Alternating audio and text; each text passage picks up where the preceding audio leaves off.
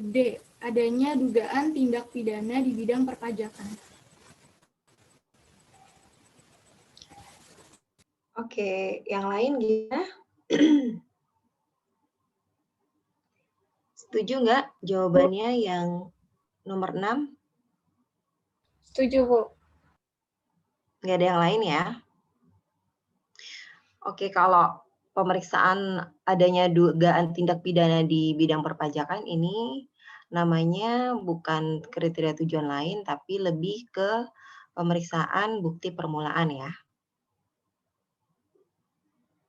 Oke, nomor absen 7. Berikut ini merupakan tindakan yang tidak dapat diajukan gugatan oleh wajib pajak adalah D. Pemotongan atau pemungutan oleh pihak ketiga.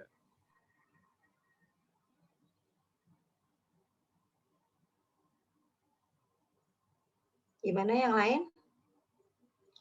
Ada yang jawaban berbeda?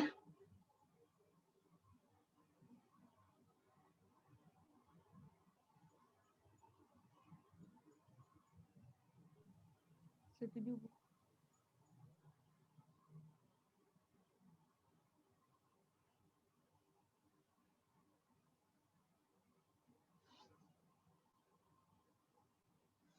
Setuju semua ya?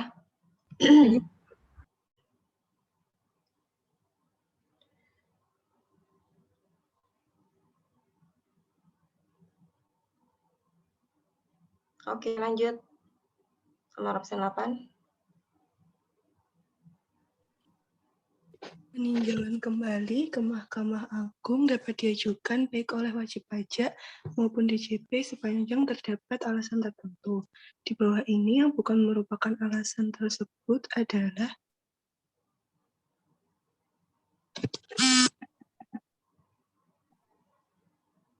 yang terdapat suatu bukti tertulis baru yang penting dan bersifat menentukan. Ya, ini juga sebenarnya pertanyaannya kurang begitu lengkap juga ya. Kalau dilihat di sini semuanya benar ya.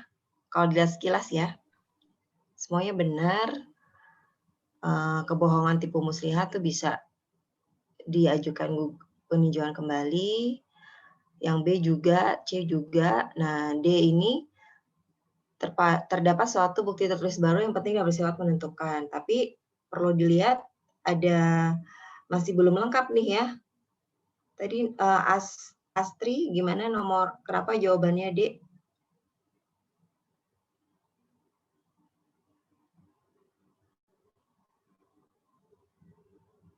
Astri? Ada tambahan ini Bu, menentukan yang pada waktu perkara diperiksa tidak dapat ditemukan.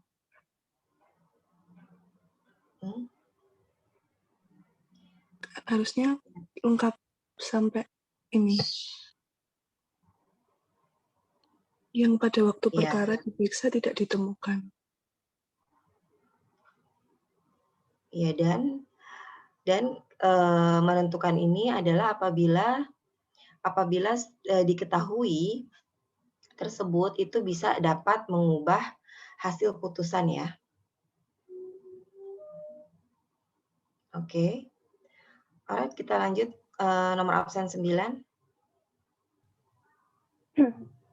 Dalam melakukan pemeriksaan, tentunya terdapat standar tertentu yang wajib dilakukan oleh pemeriksa pajak.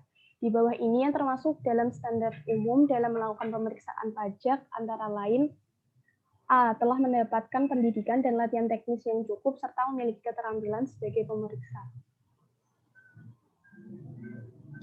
Ya, oke. Gimana yang lain? Setuju?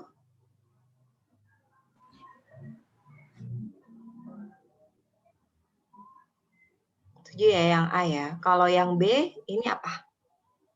Itu standar pelaksanaan, Bu. Yang C? Yang C standar pelaksanaan juga. Yang D standar pelaporan. Oke, ya. Oke, makasih Ataya. Lanjut nomor absen 10. Dalam rangka dilakukannya pemeriksaan terhadap wajib pajak, maka pemeriksa pajak memiliki kewajiban yang harus dilaksanakan. Sehingga pemeriksaan terhadap wajib pajak tersebut memang dilakukan sudah sesuai dengan ketentuan yang berlaku. Kewajiban tersebut adalah D. Memberikan keterangan lisan atau tertulis serta data atau keterangan lain yang diperlukan.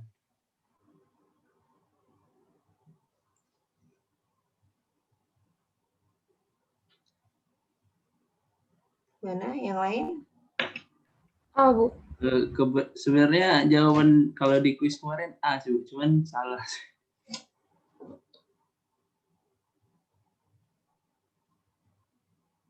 Gimana? A, Bu. A, Bu. Yang A apa yang D nih? A, Bu. Kenapa ya? Kenapa A? Kenapa A? Kenapa D? Ayo. Bakti tadi jawabannya apa? Kalau di kuis kemarin sebenarnya jawab A, cuman ternyata salah itu. Jadi masih agak bingung. Harusnya? Harusnya Tadi yang A. jawab A gimana? Karena soalnya itu kewajiban pemeriksa pajak, Bu. Kalau yang D itu kewajiban dari wajib pajaknya, Bu. Oke. Yang lain gimana? Yang A juga, Bu. Kalau yang B sama C itu haknya pemeriksa, yang D itu kewajibannya wajib pajak. Jadi jawabannya A.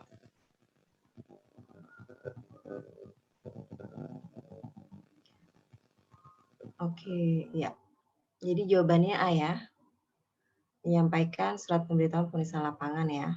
Dan surat panggilan dalam rangka pemeriksaan kantor ini wajib nih dilakukan oleh pemeriksa ya dalam melakukan pemeriksaan. Iya, kalau kunci jawaban yang di kuis kemarin tolong diabaikan ya. Makanya kita ngelihat yang sekarang, kita bahas satu-satu biar tahu semuanya ya jawaban yang benar apa. Kalau yang kemarin banyak yang salah tuh kuisnya kayaknya di inputnya. Oke, kita lanjut nomor 11, nomor absen 11. Salah satu kewajiban pemeriksa pajak dalam melakukan pemeriksaan untuk menguji kepatuhan pemenuhan kewajiban perpajakan adalah melakukan pertemuan dengan wajib pajak untuk memberikan penjelasan mengenai beberapa hal. Berikut ini yang bukan termasuk hal yang wajib dijelaskan oleh pemeriksa pajak adalah D. Kewajiban dari wajib pajak untuk menandatangani surat yang berisi perubahan tim pemeriksa pajak apabila susunan keanggotaan tim pemeriksa pajak mengalami perubahan. Oke, yang lain gimana? Setuju?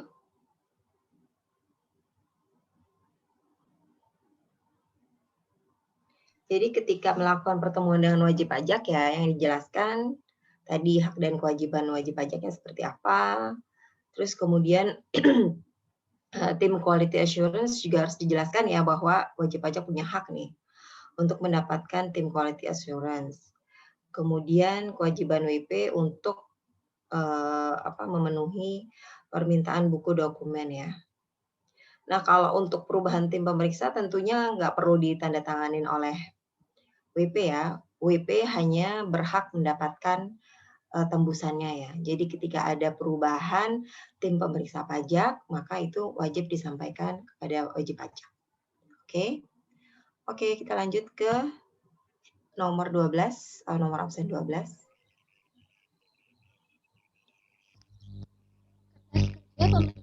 Atau KKP adalah dokumentasi yang harus disusun oleh pemeriksa pajak yang salah satunya berfungsi sebagai bahwa pemeriksaan telah dilaksanakan sesuai standar pelaksanaan pemeriksaan.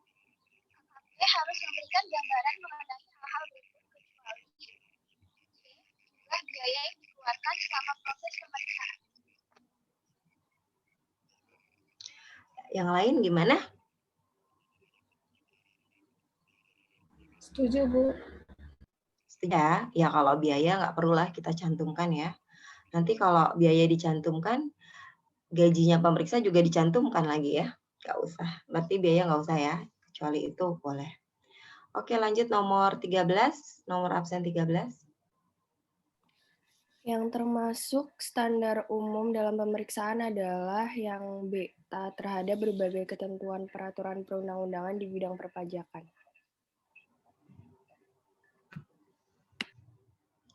Oke, yang lain gimana? Setuju, Bu. Setuju ya. Kalau yang lain kan ini lebih ke pelaksanaan ya, standar pelaksanaan. Oke, lanjut nomor 14, nomor absen 14.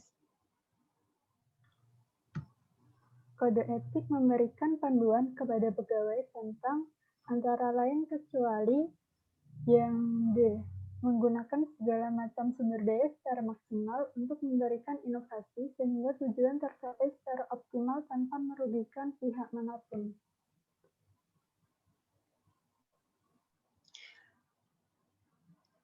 Gimana yang lainnya?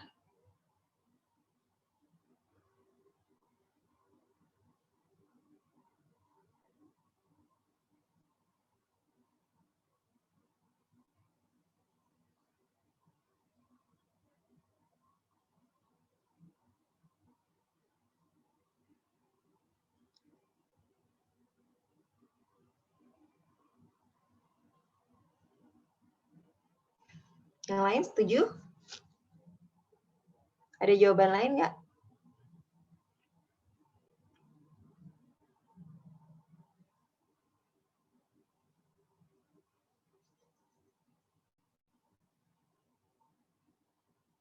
Sama semua ya? Ya.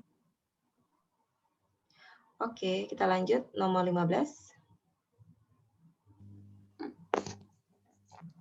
Berikut ini yang tidak dapat diajukan keberatan oleh wajib pajak kepada DJP adalah surat paksa, Bu, C.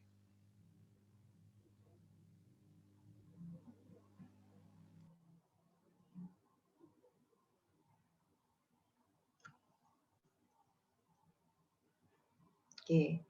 Kalau surat paksa diajukan apa? Gugatan, Bu. Gugatan ya. Oke. Kita lanjut nomor absen 16. Berikut ini yang bukan merupakan persyaratan pengajuan keberatan adalah C.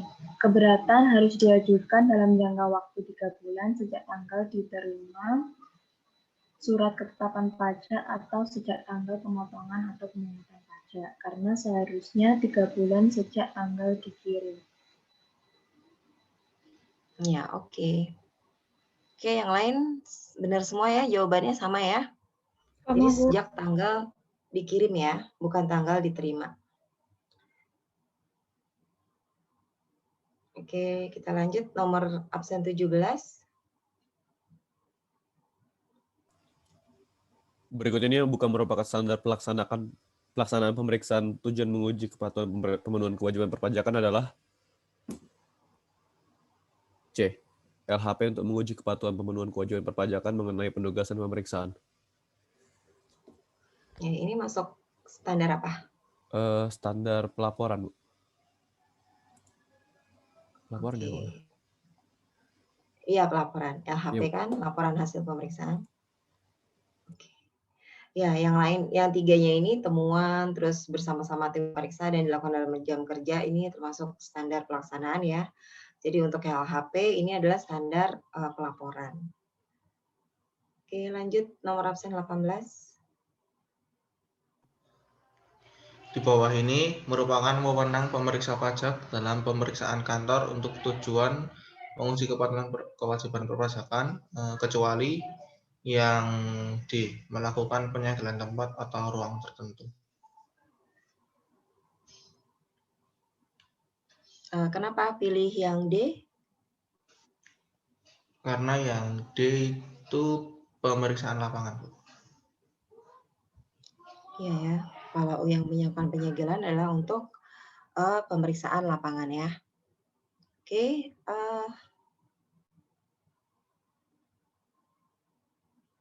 kita lanjut ke nomor 19 ya.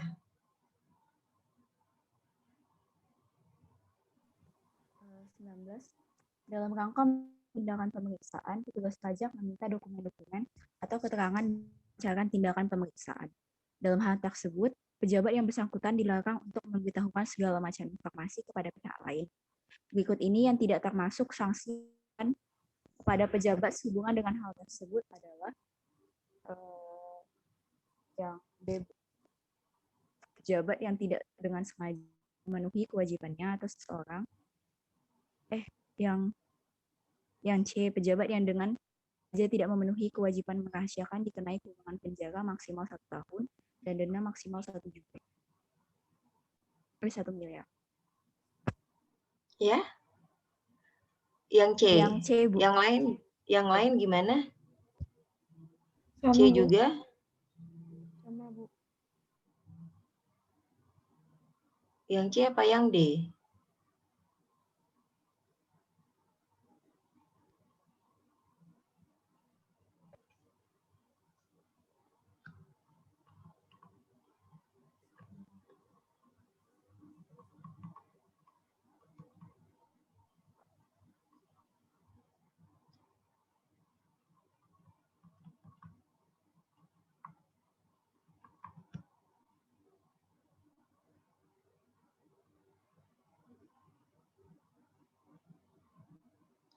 Yang lainnya sama ya? Yang C? Jawabannya? Iya. Sama, Bu. Oke. Terakhir nomor absen 20. Dalam rangka memberikan keadilan dan melindungi hak WP, DJP atas kewenangannya atau atas permohonan WP dapat membatalkan hasil pemeriksaan. Berikut yang tidak termasuk ketentuan pembatalan hasil pemeriksaan adalah WP dalam melakukan permohonan pembatalan hasil pemeriksaan sebanyak 2 kali. C. Kalau di screen Ibu yang D.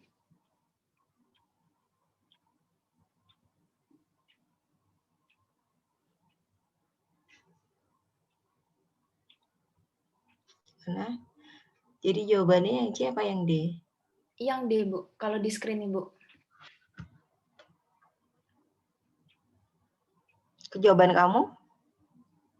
Kalau yang di LMS itu jawaban WP dalam melakukan permohonan pembatalan hasil pemeriksaan sebanyak 2 kali itu di opsi C, Bu.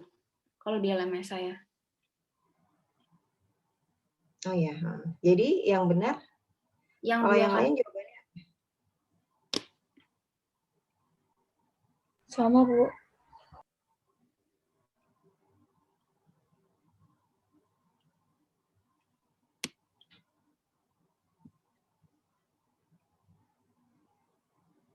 Oh, ini dikirain jawabannya salah ya. Ya, oke. Oke, gimana yang lain jawaban semuanya? Kira-kira berapa persen yang benar dari jawaban kalian?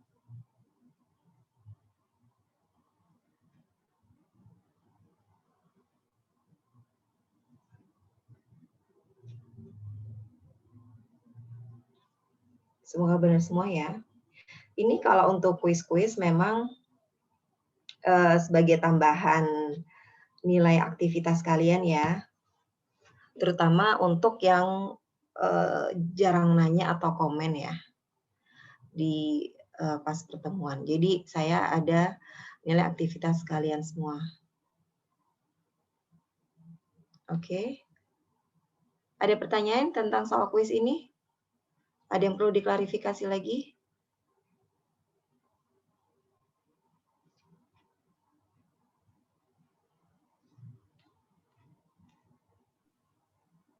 Sepertinya tidak setuju semua, Bu.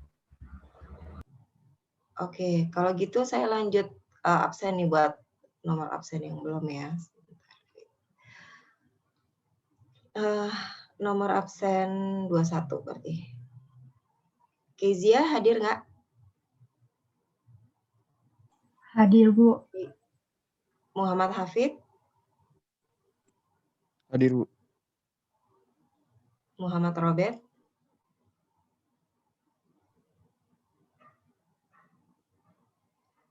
Muhammad Robert Riza Pahlevi?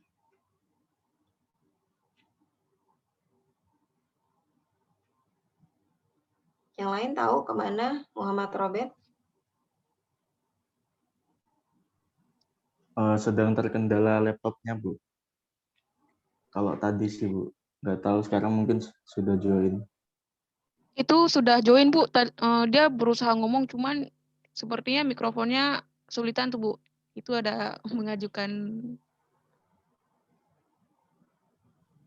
kameranya sudah on, tapi sepertinya audionya bermasalah, Bu.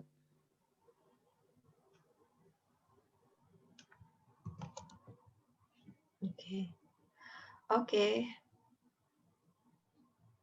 Nabil Muhammad Hirzi. Hadir, Bu. Fauzatul Makfiroh. Hadir, Bu. Rizky Trialda Kifa.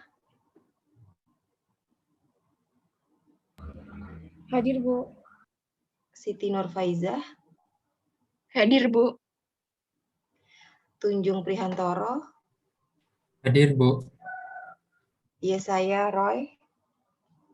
Hadir, Bu. Yusril. Hadir, Bu. Oke, berarti hari ini kita hadir semuanya, alhamdulillah.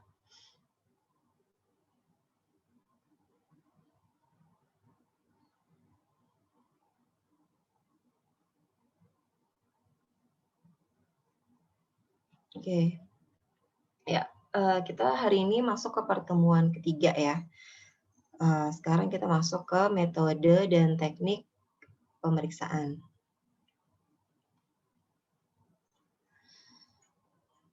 Oke.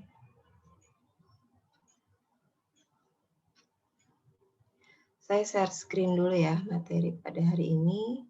Materinya udah saya upload di LMS ya, bisa dilihat di situ.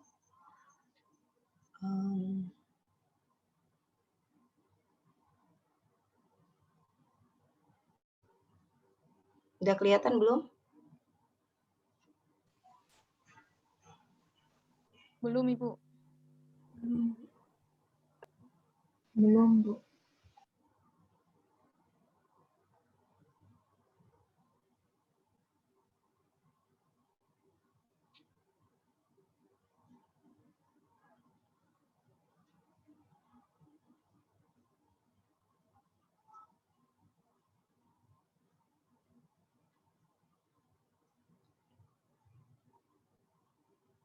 Oke. Sekarang udah kelihatan? Sudah, Bu. Oke, pertemuan ketiga ini kita akan bahas tentang metode, teknik, dan prosedur pemeriksaan. Ya, metode teknik pemeriksaan ini kita lebih fokusnya ke tujuan menguji kepatuhan ya. Karena kalau untuk tujuan lain, metode dan tekniknya lebih spesial, khusus tergantung jenis tujuan lainnya seperti apa. Tapi kalau tujuan lain, metode tekniknya lebih sederhana lah dibanding dengan menguji kepatuhan. Nah, kalau bisa dilihat di sini,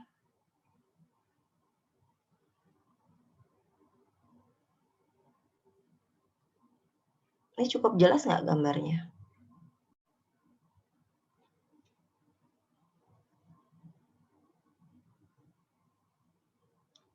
Ya, di sini konsep pemeriksaan untuk menguji kepatuhan pemenuhan kewajiban perpajakan ini dimulai dari penugasan ya. Jadi kalau di DJP itu ada namanya DSPP, jadi dari usulan ya, usulan pemeriksaan, bisa dari bukti-bukti yang ada, dari bukti pihak ketiga, data-data pihak ketiga, kemudian dari data lain, bisa juga dari usulan AR, dari analisis risiko AR. Nah, mereka itu kan mengusulkan adanya pemeriksaan.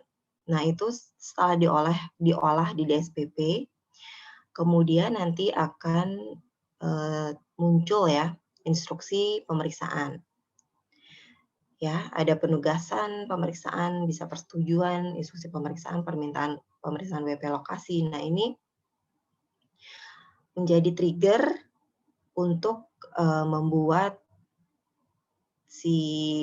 dari seksi pemeriksaan ya, dia nanti akan membuat nota dinas nih kepada supervisor ya, pada supervisor untuk menyiapkan persiapan pemeriksaan ya. Seperti contohnya supervisor ini menyiapkan audit plan atau rencana pemeriksaan.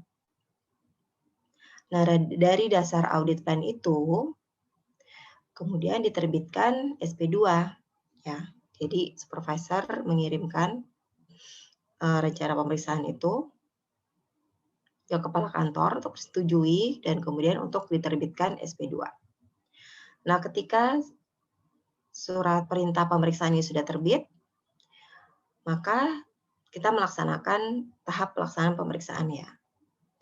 Di pelaksanaan pemeriksaan, kita menggunakan semua metode dan teknik pemeriksaan, mencari bukti-bukti, kemudian mengolah bukti, dan menuangkannya di dalam kertas kerja pemeriksaan.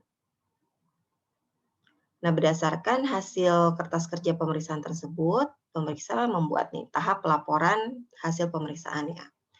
Di tahap pelaporan, pemeriksa menyusun laporan hasil pemeriksaan. Laporan hasil pemeriksaan ini kemudian diberikan kepada kepala kantor ya untuk ditandatangani. Nah, berdasarkan LHP, kemudian terbit note hit ya. Note hit, jadi pemeriksa pajak juga menyiapkan nota penghitungan ya sebagai dasar penerbitan SKP maupun STP. Nah, surat keterangan pajak ataupun surat tagihan pajak ini kemudian diterbitkan sebagai produk akhir dari pemeriksaan. Nah, di sini di tahap persiapan pemeriksaan dan pelaksanaan pemeriksaan ada metode, teknik, dan prosedur pemeriksaan yang perlu dilakukan. Seperti apa? Kita lihat selanjutnya.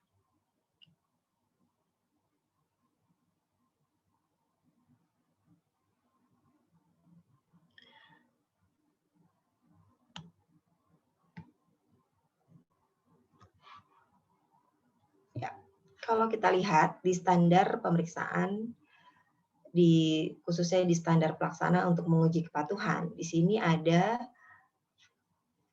poin pemeriksaan dilaksanakan dengan melakukan pengujian berdasarkan metode dan teknik pemeriksaan sesuai dengan audit program yang telah disusun ya. Jadi pemeriksaan ini nggak boleh dilakukan secara serampangan ya, tapi dilakukan sesuai standar menggunakan metode dan teknik pemeriksaan serta program pemeriksaan. Ini sudah ada di standar pemeriksaan ya. Jadi harusnya pemeriksaan dari seluruh Indonesia ini dilaksanakan sesuai dengan metode dan teknik pemeriksaannya.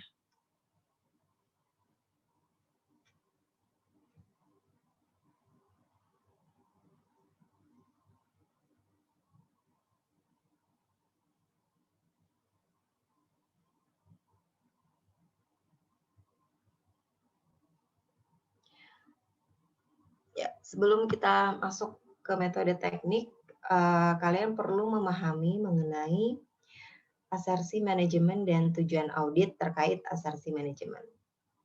Pasti nanti ketika melakukan pemeriksaan, kalian menemukan bahwa laporan keuangan kan untuk wajib pajak ya, itu diaudit oleh auditor ya, auditor independen. Nah, di sini kalian perlu memahami dulu nih ketika menelaah laporan keuangan, itu sebenarnya seperti apa sih laporan keuangan yang dihasilkan oleh manajemen perusahaan dan maupun setelah diaudit oleh akuntan publik ya.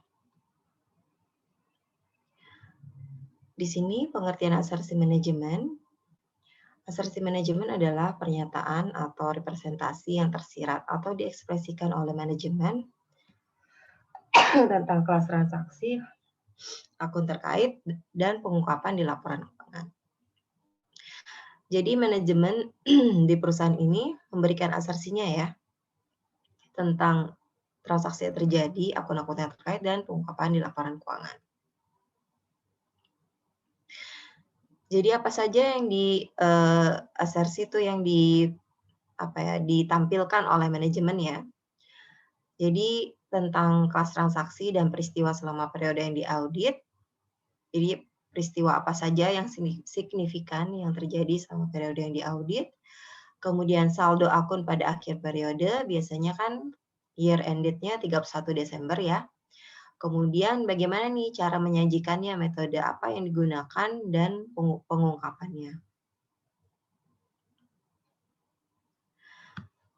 Di sini asersi manajemen untuk setiap kategori transaksinya bisa dilihat ada keterjadian ya, apakah transaksi tersebut benar-benar terjadi. Jadi asersinya adalah mengenai eksistensi saldo akun tersebut ya. Kemudian tentang penyajian dan pengungkapannya adalah apakah benar-benar terjadi serta bagaimana hak dan kewajiban terkait dengan transaksi tersebut. Kemudian yang kedua yang perlu dilihat adalah completeness atau kelengkapan.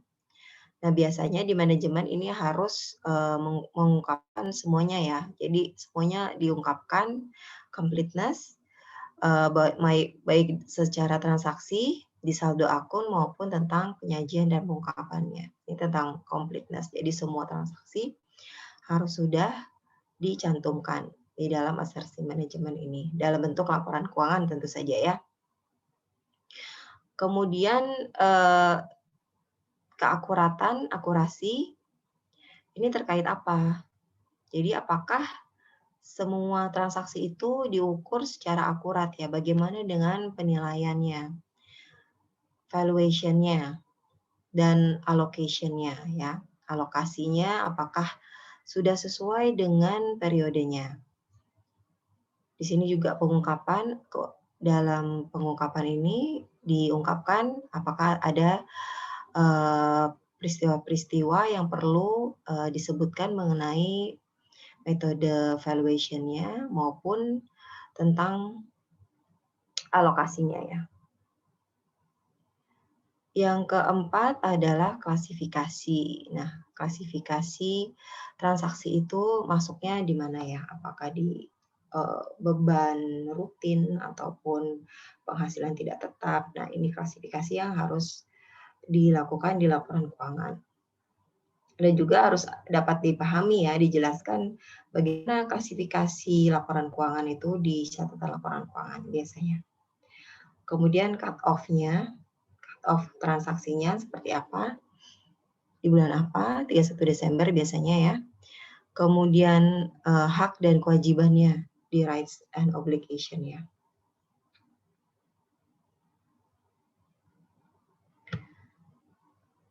Nah, di sini contoh asersi terkait dengan kelas transaksi ya. Jadi, begitu entitas melaporkan penjualan di laporan laba rugi komprehensif sebesar 500 miliar, maka manajemen telah menyatakan bahwa penjualan tersebut memang benar-benar telah terjadi ya, asersi keterjadian. Kemudian tidak ada penjualan yang tidak dimasukkan dalam penjualan tersebut. Jadi completeness tadi. Kemudian tidak terdapat kesalahan hitung atau catat dalam pembukuan yang mendukung penjualan tersebut. Jadi asersi keakuratan. Kemudian transaksi penjualan telah diklasifikasikan dalam akun yang tepat. Jadi tidak ada salah posting ya.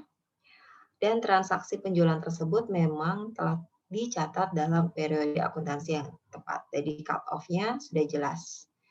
Jadi di sini kalau ada laporan keuangan, harusnya manajemen ini sudah mengasersi tentang tadi ada benar-benar completeness, benar-benar keterjadiannya, kelengkapannya, keakuratannya, klasifikasinya sudah benar, dan cut off-nya juga sudah benar.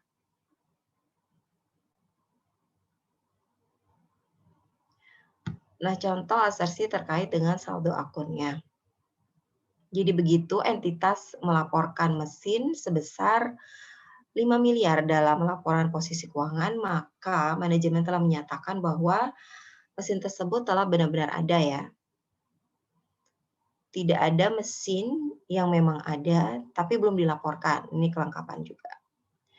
Nah, mesin yang dilaporkan diukur dalam jumlah yang tepat, dan apabila terdapat penyesuaian, maka penyesuaian tersebut dicatat dengan tepat.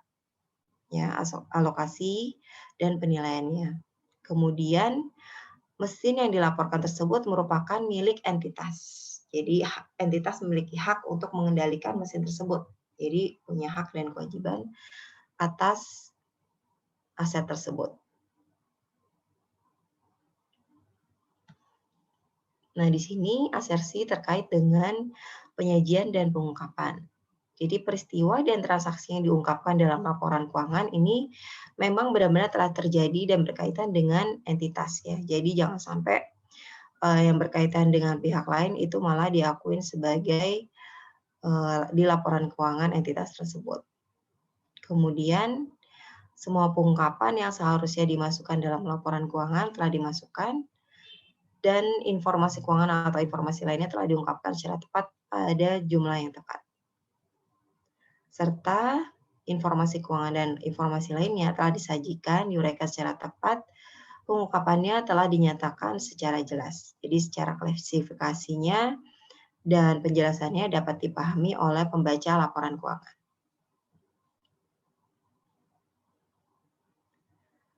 Di sini pentingnya pemeriksa pajak memahami asersi manajemen ya. Jadi perlu dipahami walaupun misalnya kalian dapat nih laporan keuangan dari wajib pajak ya ketika minjem buku. Tidak serta-merta kalian percaya 100% gitu dengan laporan keuangannya wajib pajak ya. Kita juga perlu harus menguji di lapangannya seperti apa. Apalagi ketika laporan keuangan wajib pajak tersebut itu tidak diaudit oleh auditor independen ya. Kalau laporan keuangan wajib pajak itu diaudit oleh auditor independen, kita harus lebih tenang ya, maksudnya bisa lebih percayalah dengan laporan keuangan wajib pajak karena telah diaudit. Tapi kalau misalnya belum, nah itu yang perlu harus benar-benar dicek lagi kondisi di lapangannya seperti apa. Nah, kenapa pemeriksa perlu paham seperti ini? Karena yang ada di mindset pemeriksa adalah memang tidak setiap wajib pajak bandel ya, dalam tanda kutip atau tidak patuh. Tapi ini merupakan human nature lah bahwa setiap orang nih, setiap wajib pajak pasti berkeinginan untuk meminimalkan beban pajaknya.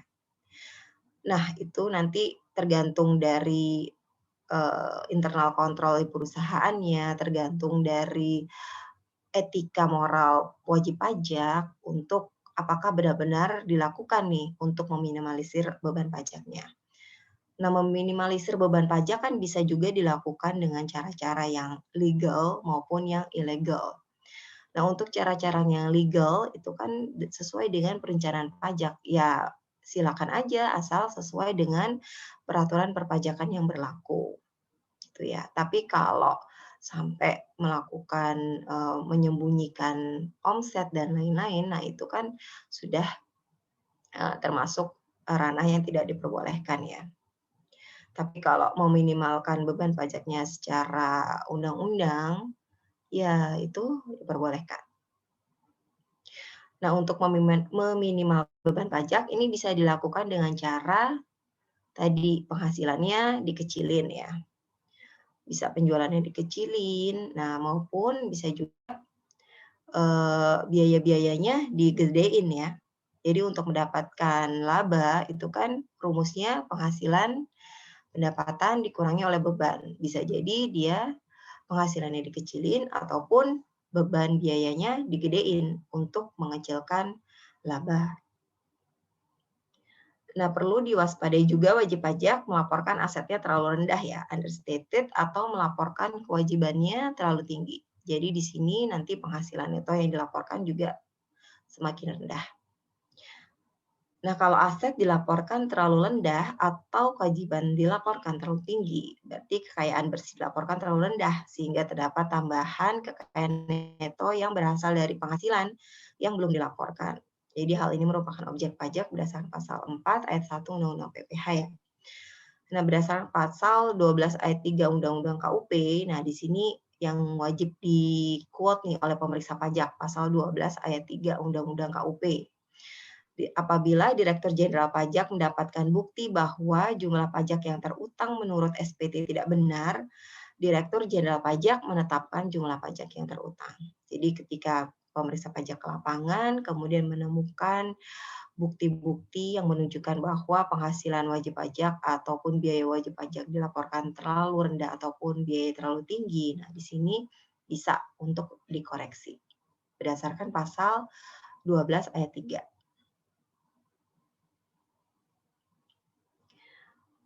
Nah, yang perlu dipahami lagi adalah tujuan audit terkait asersi manajemen ya. Audit yang dilakukan oleh akuntan publik ini terkait dengan transaksi, memang mereka mengecek ya kewajarannya ya. Kewajaran apakah semua transaksi yang ada ini dicatat atas transaksi yang memang benar-benar terjadi. Jadi memang ada. Kemudian apakah semua transaksi yang terjadi telah dicatat, completeness, dicatat dalam jumlah yang benar, accuracy, kemudian dalam hal posting dan pengiktisaran ini transaksi yang dicatat sudah dimasukkan dalam klasifikasi yang benar, ini klasifikasi juga klasifikasi dengan tepat, dan timingnya transaksi dicatat pada tanggal yang benar, jangan sampai transaksi yang belum terjadi dimasukkan ataupun yang sudah lewat dimasukkan. Ini yang terkait dengan saldo akun ya, ini juga apakah jumlah yang tercantum ini memang benar-benar ada ya, jadi tidak ada akun fiktif. Kemudian completeness, jumlah yang ada semuanya telah dicantumkan dalam jumlah yang benar, akurasi, kemudian telah diklasifikasikan dengan tepat. Kemudian juga ada tanggal neraca, cut off, dan detail tie-in ya. Jadi rincian saldo akun ini sudah sesuai dengan master file induk. Jadi totalnya bisa dicek di tracer ke buku besar itu sudah sesuai semua. Kemudian realizable value, nilai yang dapat direalisasi, jadi aset dicantumkan pada jumlah yang diestimasi akan direalisasi. Dan rights and obligation, jadi hak dan kewajiban auditi di situ sudah dimasukkan semua di saldo akun. Nah, pertanyaannya bagaimana bila ditemukan adanya penjualan yang belum dilaporkan perlakuannya, dan bagaimana kalau ditemukan adanya sumbangan yang harus dikoreksi fiskal, ternyata tidak dikoreksi fiskal. Ada yang bisa menjawab?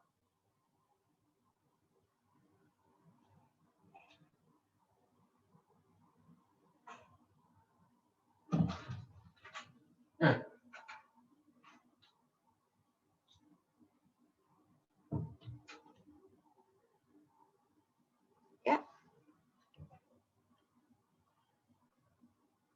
Silakan.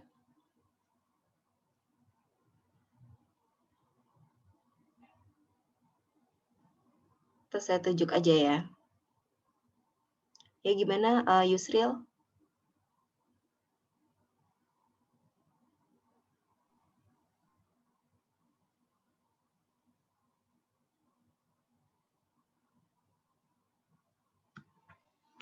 Bu. Ya, gimana pendapat kamu apabila ditemukan ada penjualan yang belum dilaporkan perlakuannya? Dan kalau ditemukan ada sumbangan yang harus dikoreksi fiskal, ternyata tidak dikoreksi fiskal. Ini dalam hal pemeriksaan ya, Bu? Iya.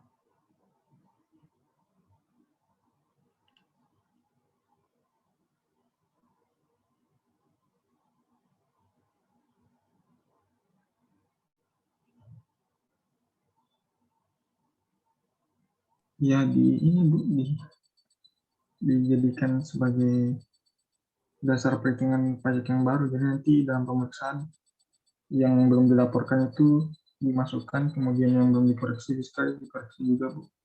Nanti ditentukanlah dasar perhitungan pajak yang baru. Seperti itu, Bu. Oke ya. Jadi seperti tadi yang saya bilang, bukan berarti kalau misalnya asersi manajemen itu 100% pasti benar ya. Pasti nanti kalau misalnya kita temukan di lapangan ada penjualan yang belum dilaporkan, ada sumbangan yang belum dikoreksi fiskal. Nah, ini yang perlu kalian perhatikan. Apalagi laporan keuangan yang diaudit itu kan diauditnya berdasarkan PSAK. Ya, sementara kita memeriksa itu berdasarkan peraturan perundang-undangan perpajakan. Tentu saja akan terdapat perbedaan ya antara PSAK dan peraturan perundang-undangan. Contohnya tadi tentang koreksi fiskal ya. Ada hal-hal yang diperbolehkan secara akuntansi tapi tidak diperbolehkan secara fiskal. Ya, contohnya sumbangan. Kalau secara PSAK sih ya sepanjang itu terjadi dan memang berkaitan dengan pengeluaran perusahaan ya memang bisa dijadikan biaya, tapi kan kalau menurut peraturan perpajakan tidak semua biaya dapat dikurangkan. Dasarnya di kan pasal 6 dan pasal 9 ya, Undang-Undang PPH. Nah, sekarang tujuan audit terkait penyajian dan pengungkapan ya. Tujuan audit berkenaan dengan penyajian dan pengungkapan biasanya identik dengan asesmen manajemen untuk penyajian dan pengungkapan. Nah, keperluan untuk pemeriksaan pajak, penyajian dan pengungkapan wajib pajak dalam laporan keuangan penting dipahami oleh pemeriksa pajak untuk dapat memperoleh pemahaman yang utuh mengenai perlakuan akuntansi wajib pajak dan SPT wajib pajak, sehingga pemeriksa pajak dapat membandingkan perlakuan perpajakan wajib pajak atas pos-pos SPT yang diperiksa dengan ketentuan peraturan perpajakan yang berlaku untuk melihat penyimpangan ataupun kepatuhan terhadap ketentuan material perpajakan. Nah, kalian yang begitu lihat laporan keuangan, itu bisa ada catatan atas laporan keuangan ya. Di situ kalian bisa lihat nih, yang diungkapkan oleh wajib pajak, mereka memakai metodenya apa aja. Kayak misalnya untuk metode penyusutannya mereka memakai apa. Dan tentu saja kalau menurut pajak kan ada perbedaan ya. Untuk klasifikasi hartanya, penyusutannya tentu beda dengan di secara akuntansi. Nah, ini juga perlu kalian cek ketika melakukan pemeriksaan karena antara PSAK dan peraturan perundang-undangan perpajakan ini pasti ada perbedaan. Nah, perbedaan tersebut yang perlu kalian koreksi fiskal.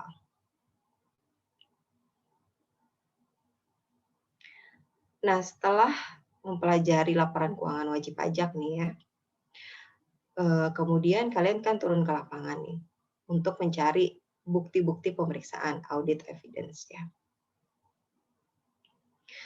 Nah, bukti pemeriksaan ini harus dikumpulkan berdasarkan standar pemeriksaan pajak. Pengertian bukti menurut Ahrens, Alder, dan Beasley tahun 2012, halaman 24 nih. Bukti atau evidence is any information used by auditor yang digunakan untuk auditor ya, to determine whether the information being audited is stated in accordance with the established criteria. Jadi di sini untuk menentukan apakah informasi yang sedang diaudit itu dinyatakan sesuai dengan kriteria tertentu ya. Kalau di audit evidence di laporan keuangan wajib pajak oleh auditor independen, ini tentu saja PSAK ya. Kriterianya adalah PSAK. Sedangkan kriteria di sini yang digunakan oleh pemeriksa pajak adalah peraturan perundang-undangan perpajakan. Jadi tentu saja akan ada perbedaan nih antara laporan keuangan komersil dengan yang pemeriksa pajak.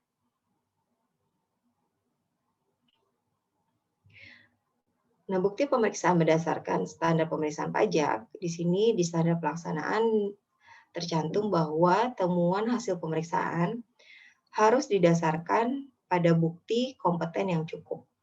Ya, bukti kompeten yang cukup dan berdasarkan ketentuan peraturan perundang-undangan perpajakan.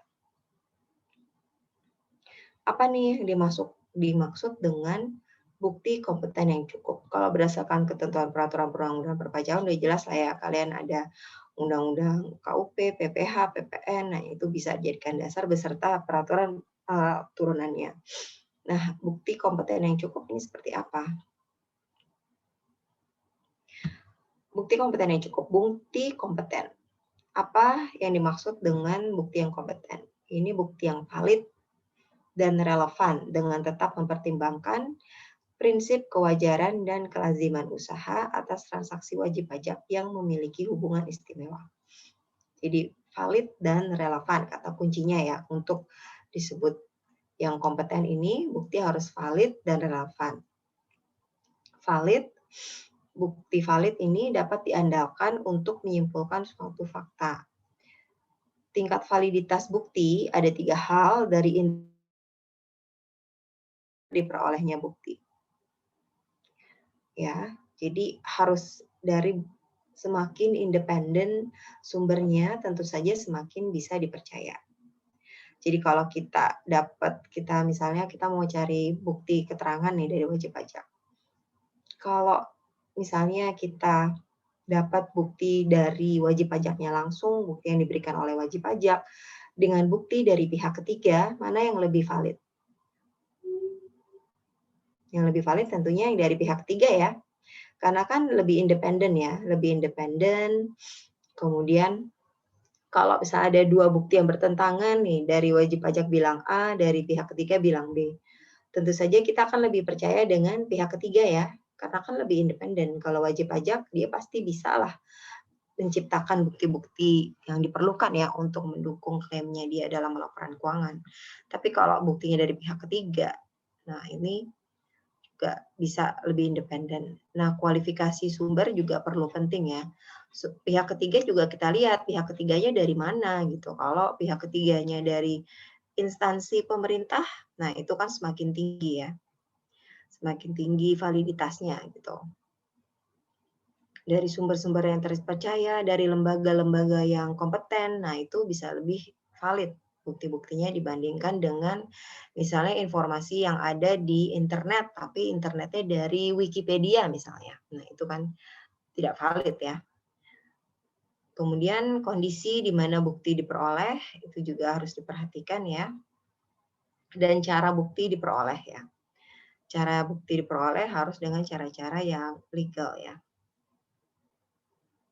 Kemudian selain valid juga harus relevan. Jadi bukti tersebut ya harus berkaitan dengan pos-pos yang diperiksa ya. Jadi nggak semua bukti kita perhitungkan di dalam pemeriksaan. Hanya bukti-bukti yang berkaitan dengan pos-pos pemeriksaan aja yang kita perhitungkan. Nah, dalam bukti kompeten ini tadi ya, apalagi dalam hal wajib pajak yang memiliki hubungan istimewa ya, tentu saja dia akan bisa lah antar related party gitu menciptakan bukti-bukti yang diperlukan. Kayak misalnya dia kontrak, bukti wajib pajak tuh kontrak kerja. Ya kontrak kerja harus kita cek dengan kondisi di lapangan seperti apa. Apalagi kontrak kerjanya dengan pihak yang memiliki hubungan istimewa, itu harus dites lagi di lapangan apakah benar-benar sesuai dengan kondisi yang terjadi di lapangan. Nah, tadi bukti kompeten yang cukup. Bukti yang cukup adalah bukti yang memadai untuk temuan hasil pemeriksaan. Kecukupan ini terkait dengan professional judgment pemeriksa pajak. Nah, balik lagi, dalam melakukan pemeriksaan, ini dilakukan dengan pertimbangan profesional atau professional judgment. Karena pemeriksa telah mendapat pelatihan yang cukup, kemudian training-training, dan juga dari pengalaman pemeriksa yang selama bertahun-tahun selama melakukan pemeriksaan, tentu saja kita harus percaya dengan professional judgment pemeriksa. Jadi ketika pemeriksa menyatakan, oh bukti yang kita kumpulkan ini sudah cukup, berdasarkan pengalaman dia, berdasarkan pengetahuan dia, nah ini pemeriksa bisa menentukan kapan suatu bukti ini dirasakan sudah cukup, gitu ya. Sudah cukup seperti apa? Misalnya kalau dengan bukti sampel yang cukup ya dari populasi, kita mengecek samplingnya seperti apa. Kalau misalnya kita kumpulin bukti-bukti, kita melakukan pengecekan, itu seperti apa. Nah, pemeriksa bisa menentukan nih, apakah suatu bukti dirasakan cukup atau tidak, ini tergantung dari professional judgment pemeriksa pajak. Ya, jenis-jenis bukti pemeriksaan. Ini ada 8 ya. Bisa jadi dari pemeriksaan fisik, ya, pemeriksaan fisik, misalnya pemeriksa datang ke gudang ya, dia langsung menghitung nih, berapa sih persediaan yang ada di gudang itu. Nah, itu salah satu contoh pemeriksaan fisik. Kalau misalnya hasil akhirnya itu tidak sesuai dengan laporan keuangan, pemeriksa bisa jadi ini dijadikan bukti berdasarkan pemeriksaan fisik yang dilakukan tanggal berapa, dilakukan tentu dengan saksi-saksi ya, dengan saksi dari wajib pajak. Nah, ini didapatkan jumlah yang berbeda nih dengan di laporan keuangan. Nah, ini bisa jadi bukti pemeriksaan. Kemudian yang kedua, konfirmasi. Nah, ini bisa jadi konfirmasi dengan pihak ketiga ya. Kita mengkonfirmasi kebenaran data wajib pajak. Nah, ini juga dapat dijadikan sebagai bukti pemeriksaan. Yang ketiga, dokumentasi ya. Dokumentasi dari wajib pajak bisa, ataupun dari dokumentasi pihak ketiga ini bisa dijadikan sebagai bukti-bukti pemeriksaan. Kemudian prosedur analitis ya, analytical procedure. Jadi kalau kita melakukan misalnya contohnya dari prosedur analitis dari rendemen, misalnya kalau dari pernyataan wajib pajak nih harusnya dari dari input sekian, misalnya input 100% akan dihasilkan output 50% misalnya, rendemennya 50%. Nah, berarti kalau misalnya ternyata dengan input yang berbeda, kemudian menghasilkan jumlah yang berbeda dengan rendemen yang sesuai wajib pajak, nah ini bisa jadi prosedur analitis ini jadikan bukti pemeriksaan.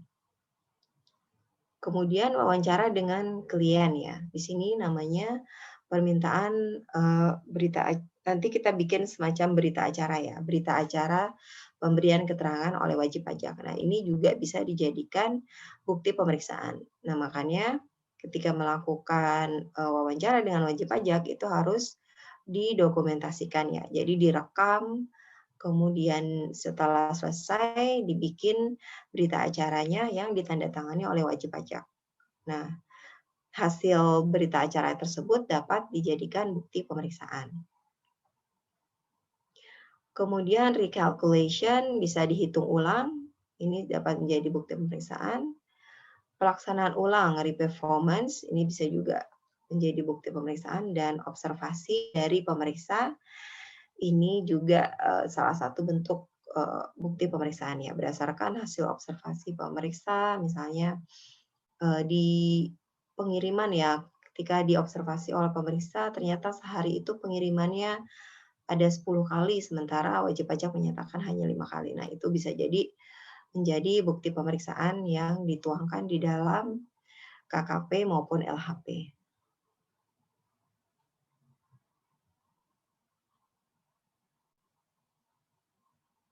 Nah, sampai sini ada pertanyaan dulu dari kalian sebelum kita masuk ke metode, teknik, dan prosedur pemeriksaan. Izin bertanya, Bu. Iya, nomor absen berapa? Nama, nomor absen? Kartika, Bu, 20. Iya, silakan.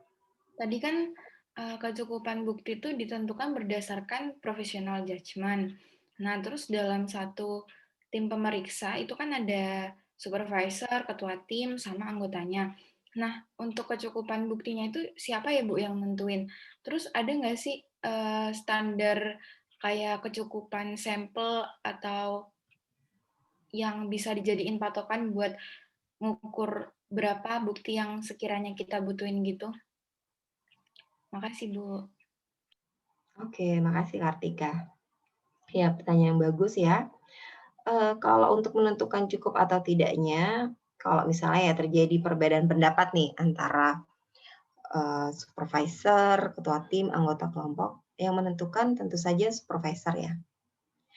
Karena supervisor ini kan dianggap yang paling senior ya, yang paling berpengalaman di antara ketiga pemeriksa tersebut. Kan biasanya ada anggota tim ini biasanya paling junior ya. Ada ketua tim ini yang lebih berpengalaman tentu saja, dan tapi yang paling pengalaman ini supervisor. Jadi nanti supervisor nih yang menentukan, oh buktinya sudah cukup, ataupun setelah dia melihat bukti-bukti yang dikumpulkan oleh ketua tim sama anggota tim, wah ini ternyata masih kurang nih buktinya. Ayo dicari lagi, ini kurang meyakinkan nih bukti-buktinya. Nah itu bisa jadi dari professional judgment pemeriksanya. Tapi kalau ada perbedaan pendapat, nanti biasanya yang menentukan adalah supervisor ya. Karena supervisor itu pertama dia yang menentukan audit plan ya, rencana pemeriksaan dia yang menentukan. Nah makanya dia dianggap yang paling berpengalaman dan paling senior nih untuk menentukan jalannya pemeriksaan. Nah, untuk menentukan cukup atau tidaknya suatu bukti, ini misalnya metode sampling, ya kita menggunakan metode sampling yang diterima umum saja, sesuai metode sampling statistik ya. Kita menggunakan statistik aja yang berlaku umum, nggak ada. Karena kalau di pemeriksaan itu selama tidak diatur khusus di peraturan perpajakan, maka kita berpedoman pada kaidah-kaidah yang berlaku umum ya. Di sini misalnya kalau misalnya tidak diatur di pemeriksaan maupun tidak diatur di perundang-undangan perpajakan, ya berarti kita patokannya PSAK gitu ya. Kecuali PSAK-nya berbeda nih dengan peraturan perpajakan. Nah, kita pakai peraturan perpajakan. Tapi selama di peraturan perpajakan tidak diatur, maka kita refernya adalah pada PSAK juga. Pada PSAK dan pada praktek usaha yang umum ya, kaidah-kaidah usaha yang umum. Nah, sama juga terkait sampling. Nah, kita menggunakan metode statistik yang umum gitu. Jadi untuk menentukan dari populasi sekian, kita samplingnya berapa ya kita pakai statistik aja, metode statistik yang berlaku umum gitu. Dan tentu saja kita harus lebih perhatian kepada pos ataupun transaksi yang nilainya besar ya, yang signifikan. Yang nilainya signifikan. Jadi pertama yang nilainya signifikan kita periksa satu-satu semuanya, tapi untuk yang kecil-kecil itu kita sampling aja ya. Kita sampling dengan menggunakan metode sampling yang berlaku umum. Terus kalau misalnya untuk mengecek setiap bulan ya, misalnya setiap bulan, transaksi setiap bulan kita sampling itu juga ya. Menggunakan metode statistik yang berlaku secara umum. Gitu ya Kartika? Sudah jelas? Apa ada pertanyaan lagi? Sudah, Bu. Makasih, Bu. Oke. Ada pertanyaan lain? Izin bertanya, Bu. Ya, silakan. Siapa dulu nih? Ya, Astri dulu ya, ladies first ya. Iya, Bu. Terima kasih, Ibu Didi. Saya izin bertanya, Bu. Kan tadi itu ada yang perlu diwaspadai terkait pelaporan aset terlalu rendah dan pelaporan kewajiban terlalu tinggi. Nah, saya tuh waktu kemarin dapat di bagian penagihan itu, banyak di SPT yang badan-badan tuh yang asetnya tuh kosong gitu, Bu. Itu emang dia tuh boleh melaporkan dengan aset kosong atau ketika asetnya itu tidak dilaporkan tuh langsung ada warning dari pemeriksa atau gimana, Bu? Ya, kalau laporan keuangan balik lagi ya, karena SPT ya, SPT itu kan self assessment. Jadi tergantung wajib pajak nih untuk melaporkan. Nah, tugas pemeriksa adalah untuk mengecek dengan di lapangan seperti apa. Kalau asetnya kosong, ya bisa jadi memang dia tidak punya aset ya. Tapi kita juga perlu lihat nih usahanya wajib pajak seperti apa. Apakah memang usahanya wajib pajak itu memungkinkan tidak punya aset gitu ya. Misalnya dia usahanya hanya makelar, ya bisa aja dia nggak punya aset kan, dia cuman usahanya makelar ya, bisa jadi dia sewa gitu di ruko. Tapi kalau misalnya si WP usahanya adalah manufaktur, ya pasti dia akan punya aset dong. Kalau manufaktur kan paling nggak dia harus punya pabrik gitu ya. Jadi kita juga harus mempelajari usaha wajib pajak, usaha bisnis, dan bagaimana sih kaidah-kaidah bisnis yang berlaku umum di usaha wajib pajak tersebut gitu, untuk bisa menentukan mana sih yang wajar, mana yang enggak gitu. Apakah wajar nih wajib pajak nggak punya aset? Apakah wajar wajib pajak nggak punya pabrik? Apakah wajar wajib pajak penghasilannya hanya sekian, marginnya hanya 10%. Nah, itu kan bisa kita bandingkan dengan praktek-praktek wajib perusahaan lain yang ada di usahanya wajib pajak ya. Usaha bisnis yang wajib pajak seperti apa. Nah, itu yang perlunya pemeriksa pajak mempelajari nih, apa sih bisnis kaidah-kaidah yang berlaku umum di bisnisnya wajib pajak itu seperti apa, perlunya itu. Jadi kita mendapatkan pemahaman secara utuh bisnisnya wajib pajak seperti apa, sehingga kita dapat menentukan kira-kira aset atau laporan keuangan wajib pajak itu wajarnya seperti apa. Gitu ya, Astri. Terima kasih, Bu. Oke, ada lagi tadi yang mau nanya? Saya, Bu. Saya CD nomor absen 2. Iya, silakan. Untuk jenis bukti sendiri, Bu, apakah dari awal sudah ditentukan oleh tim pemeriksa jenis bukti apa saja yang mereka perlukan? Kan diperlukan bukti kompeten yang cukup. Jadi dari awal sepertinya mungkin sudah ada sasaran apa saja yang diperlukan. Nah, kan terkadang dalam pelaksanaannya mungkin ada beberapa bukti yang mengarahkan untuk mencari bukti lain. Apakah bisa perlu tambahan bukti seperti itu, Bu, atau harus sesuai rencana awal? Dan dalam pemeriksaan bukti itu, apakah pengerjaannya dibagi atau nantinya setiap hasil pemeriksaan misalnya dari anggota itu nanti divalidasi sama ketuanya lalu sama supervisornya atau dikerjakan bersama, Bu? Terima kasih. Oke. Nah, di sini pentingnya audit plan ya, rencana pemeriksaan. Di rencana pemeriksaan kan sudah detail dah. Nanti di situ ada program pemeriksaan juga ya, audit program. Nah, di situ detail tuh, misalnya prosedur apa yang harus dilaksanakan ya. Misalnya kumpulkan bukti A gitu ya. Nah, bukti-buktinya ini memang di awal sudah disebutkan ya. Biasanya kita akan mengecek apa nih? Cek buku besar, cek ledger, cek rekening koran gitu. Bukti-bukti apa yang perlu didapatkan. Nah, di situ dijelaskan di audit plan dan audit program. Tapi ini juga tidak menutup kemungkinan ketika kita di lapangan kemudian terjadi perbedaan gitu ya dengan audit plan. Oh, ternyata ketika di lapangan ditemukan bukti baru nih, ternyata wajib pajak ada usaha yang belum dilaporkan gitu ya. Nah, bisa jadi ada bukti-bukti baru yang perlu dikumpulkan dan ada audit program baru yang program pemeriksaan baru yang perlu dilakukan. Ada prosedur yang perlu ditambah di dalam melakukan pemeriksaan. Itu dimungkinkan. Jadi nanti si supervisor yang akan merubah audit plan dan audit program dengan menambahkan bukti-bukti ataupun prosedur yang perlu dilaksanakan lagi dalam pemeriksaan tersebut. Jadi dimungkinkan, jadi nggak fix gitu. Kita harus audit program dan audit plan-nya sesuai banget gitu, enggak. Tapi ketika di lapangan ditemukan penyesuaian, nah itu dimungkinkan melakukan penyesuaian terhadap audit program maupun audit plan gitu. Nah, ketika mengumpulkan bukti, tentu saja antar namanya kerja tim ya, dibagi lah ya. Misalnya si anggota tim mengerjakan apa, ketua tim mengerjakan apa. Gitu.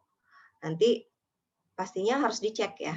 Karena kan di KKP, nanti di bagian KKP nanti kalian akan belajar, itu nanti akan ada paraf nih dari setiap anggota. Jadi misalnya dibuat oleh anggota, dicek oleh si ketua tim, nanti ditelaah lagi oleh supervisor. Semuanya harus memparaf di kertas kerja tersebut. Jadi semuanya juga harus mengetahui dan ikut menelaah prosedur yang dilakukan oleh anggota tim tersebut. Gitu.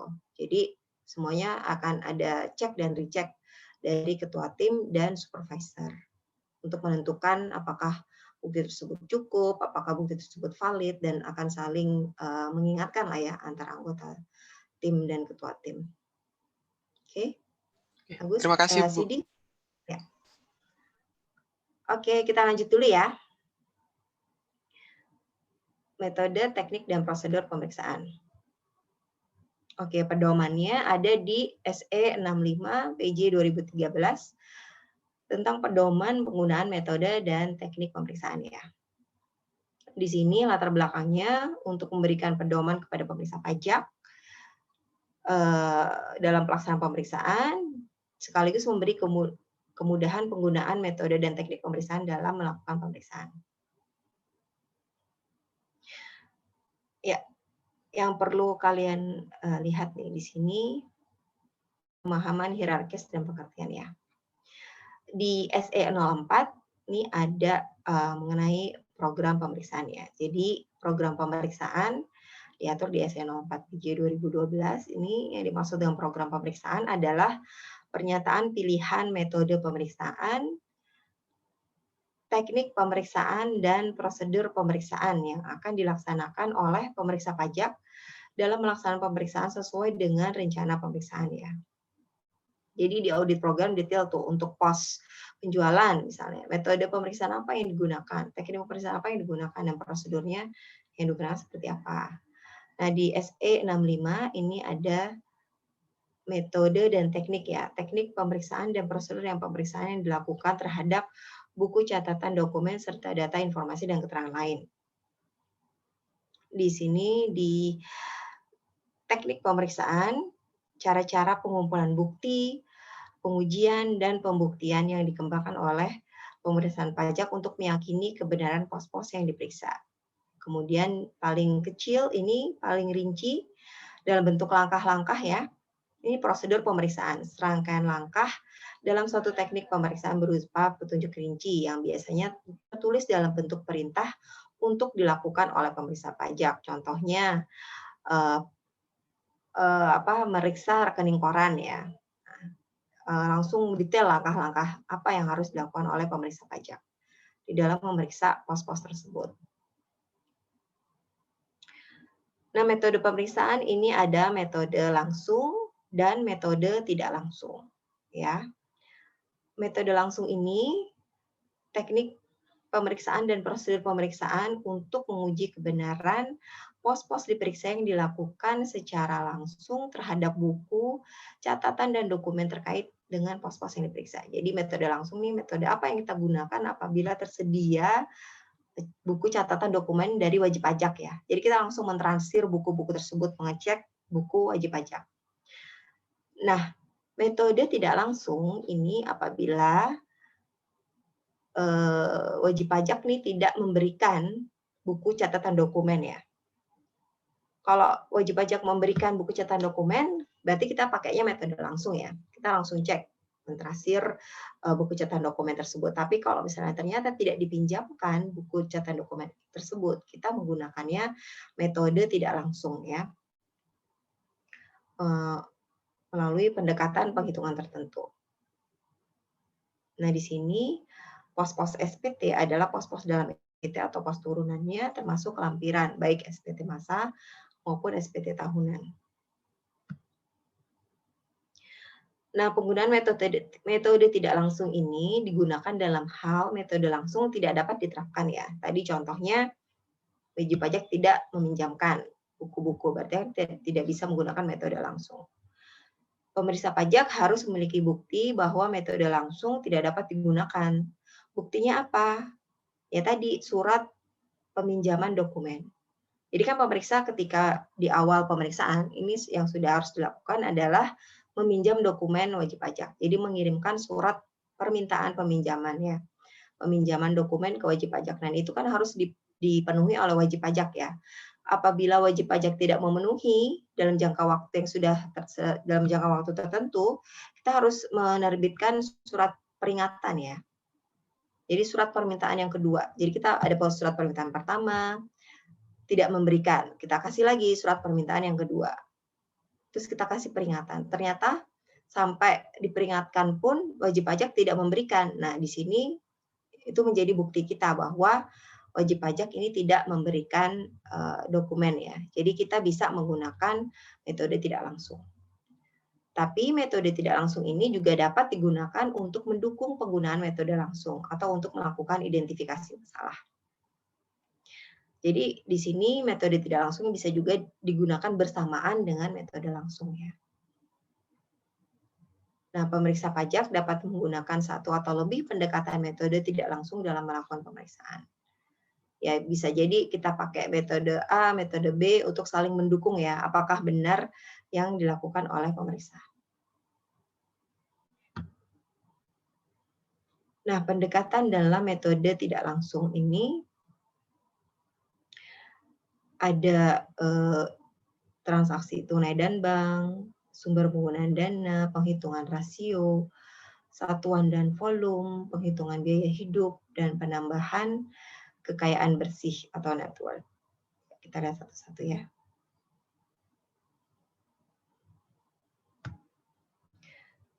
Ini pendekatan transaksi tunai dan bank ya.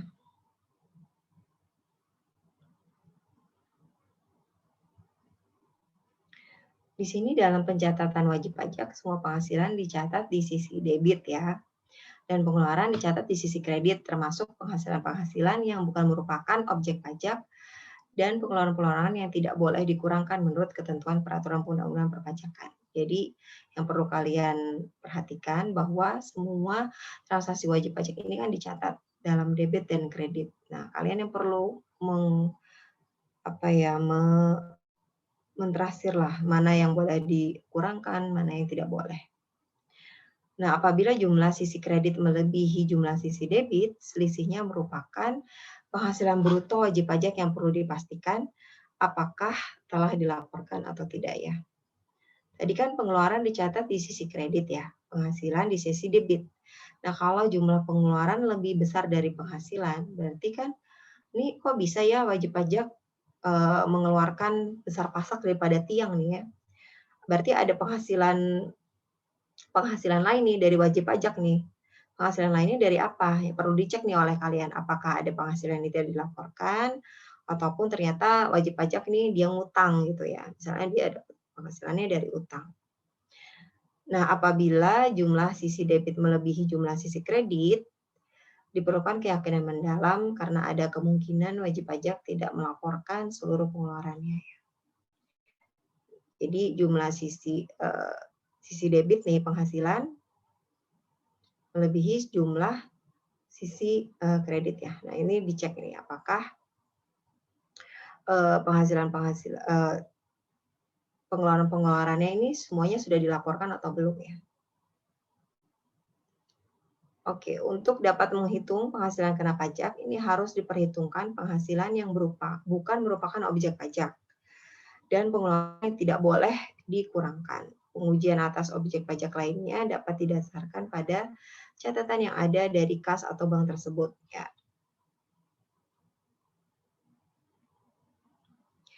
Pendekatan transaksi tunai dan bank. Jadi di sini kita jumlahkan nih semua penerimaan bank. Kita jumlahkan, kemudian kita lihat ada saldo akhir kas ya, berapa, kita tambahkan, ditambah dengan PPh yang dipotong dipungut pihak lain, ditambah dengan pengeluaran tunai, dikurangkan dengan saldo awal kas ya, dikurangkan dengan penerimaan yang bukan penghasilan nih, misalnya di sini pencarian pinjaman, pencarian deposito, ya mutasi antar rekening sendiri, pembatalan transaksi ini kan bukan penghasilan. Jadi ini juga harus dikurangin ya. Jadi kalian teliti nih mana-mana aja yang penerimaan yang bukan penghasilan itu akan mengurangi. Kemudian penerimaan yang bukan objek pajak ya.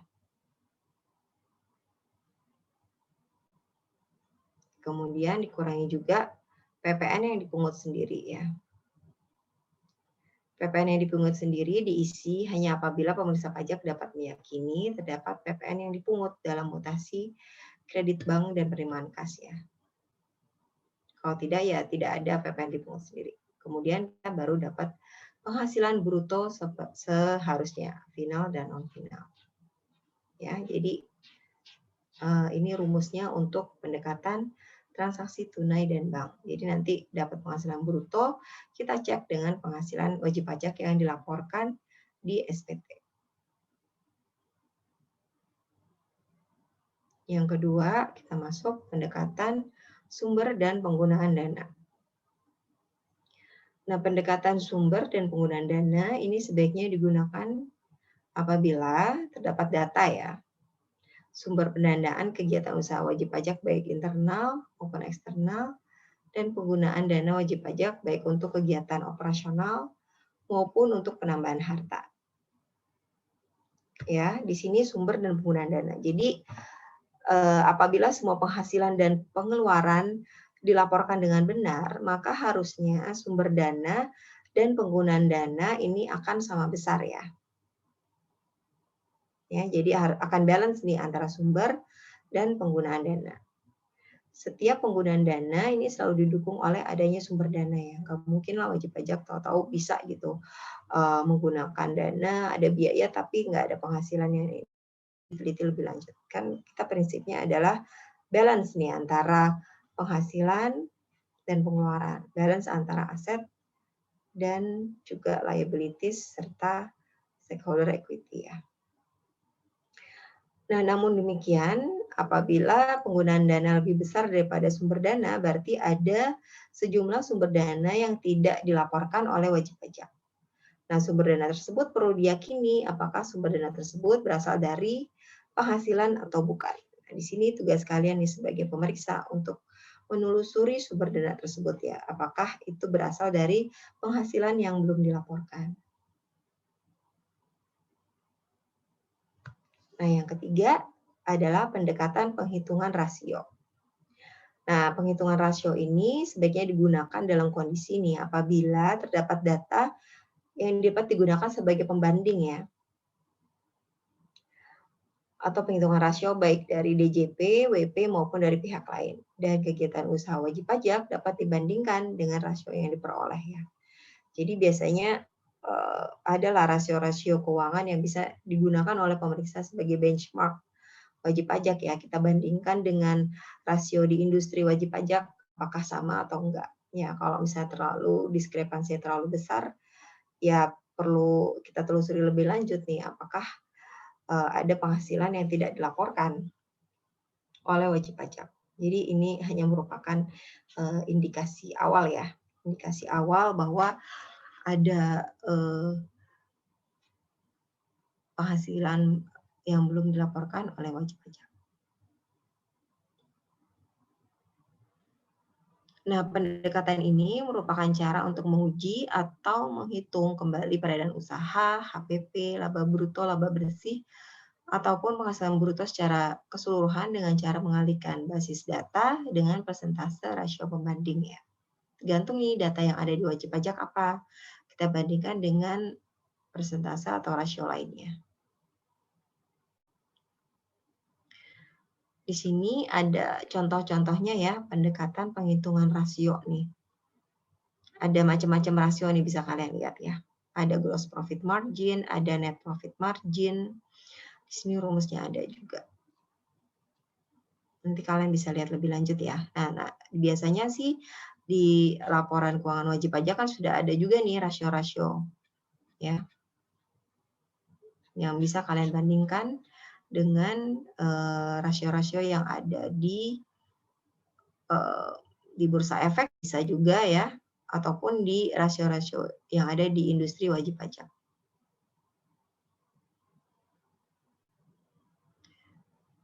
Yang keempat, ini pendekatan, yang kelima, sorry. Yang kelima adalah pendekatan satuan atau volume.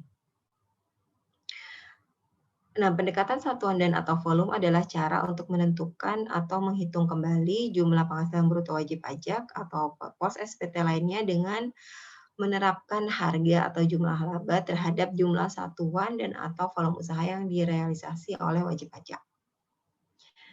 Jadi volume ya.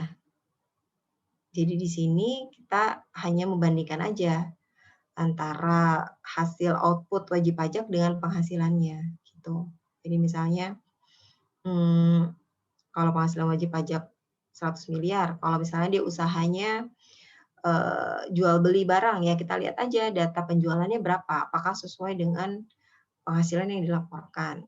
Kalau misalnya dia manufaktur, apakah jumlah produk yang dihasilkan di produksi itu sudah sesuai dengan yang dilaporkan. Jadi satuan adalah segala sesuatu atau variabel dalam kuantum yang memberikan petunjuk besarnya volume usaha. Pengertian satuan atau unit tidak hanya mengacu pada jumlah barang yang diproduksi atau terjual saja ya. Jadi tidak hanya dari produksi atau penjualan, tapi secara segala variabel dalam kuantum yang memberi petunjuk besarnya volume usaha. Jadi kalian juga bisa nyari nih, misalnya kalian bisa nyari data dari wajib pajak nih, untuk menghasilkan output sekian diperlukan input berapa. Nah, kalian bisa cek tuh di inputnya. ya cross check antara input output persentasenya berapa dibandingkan dengan yang sudah dilaporkan wajib pajak berapa.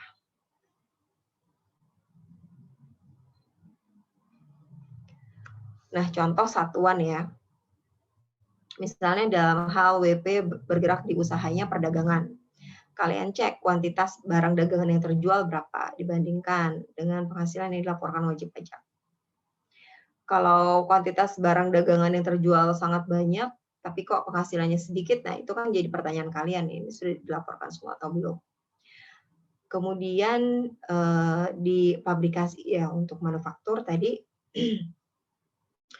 kuantitas barang jadi yang diproduksi kalian cek, kuantitas pemakaian bahan baku, bahan pembatu, upah satuan bisa juga, random bisa juga ya. Randemen misalnya berapa sih kira-kira persentasenya untuk input. Misalnya input 100% ini akan menghasilkan randemen 70%. Nah, itu yang kalian cek ya. Hasilnya berapa, apakah sesuai dengan randemen yang ada. Kemudian apa juga kalau misalnya ada barang sisa ya. Ada barang sisa biasanya berapa dicek, kalian cek di wajib pajaknya.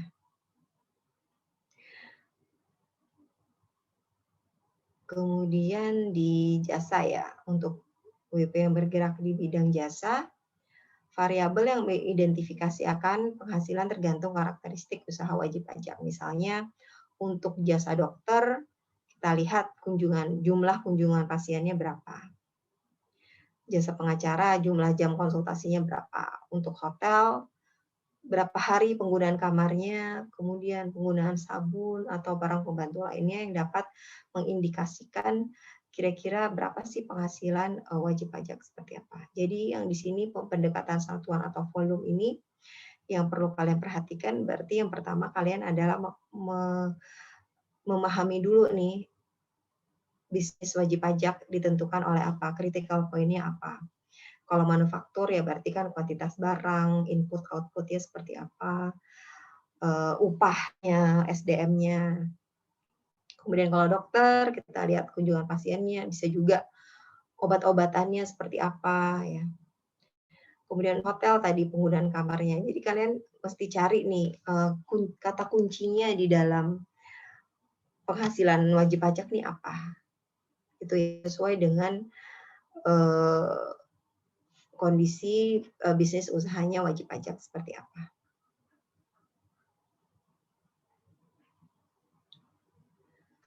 Pendekatan satuan dan atau volume ini cara untuk menentukan atau menghitung kembali jumlah penghasilan bruto wajib pajak dengan menerapkan harga atau jumlah laba terhadap jumlah satuan volume usaha yang direalisasikan oleh wajib pajak nih. Misalnya, dalam hal volume usaha dalam setahun dapat diidentifikasi, maka peredaran usaha setahun dihitung dengan cara peredaran usaha sama dengan volume usaha dikali harga jual. Bisa dapat peredaran usaha. Kita bandingkan dengan peredaran usaha yang dilaporkan oleh wajib pajak.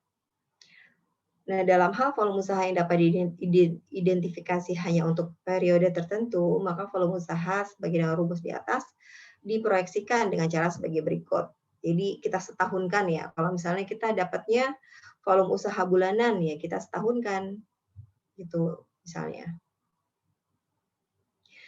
Nah, dalam hal variabel dapat diidentifikasikan berupa input atau proses, maka volume pada periode diidentifikasi dapat dihitung dengan cara berikut ya. Volume pada periode identifikasi tadi, kemudian volume input pada periode tertentu, dan persentase untuk menghasilkan output. Jadi misalnya dari 100 input bisa menghasilkan 70% output.